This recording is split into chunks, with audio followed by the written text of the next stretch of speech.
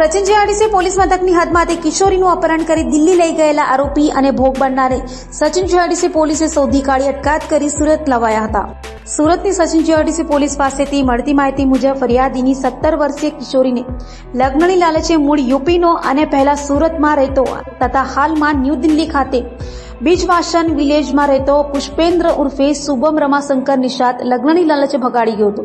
જેમ કે પોલીસ ફરિયાદ નોંધાતા સચિન જીઆઈડીસી પોલીસે તપાસ શરૂ કરી હતી, જેમાં પીઆઈ કે ગોયલના માર્ગદર્શન હેઠળ પીએસઆઈ એચઆર પટેલની ટીમના અનાર્મ હેડ કોન્સ્ટેબલ દિગ્વિજય સિંહ અને અલ્કેશે ટેકનિકલ વર્કઆઉટ કરી દિલ્હી ખાતેથી આરોપી પુષ્પેન્દ્ર ઉર્ફે શુભમને ઝડપી પાડી ભોગ બનનાર કિશોરીને તેના ચુંગલમાંથી મુક્ત કરી તેનો કબજો તેના પરિવારને સોંપ્યો હતો।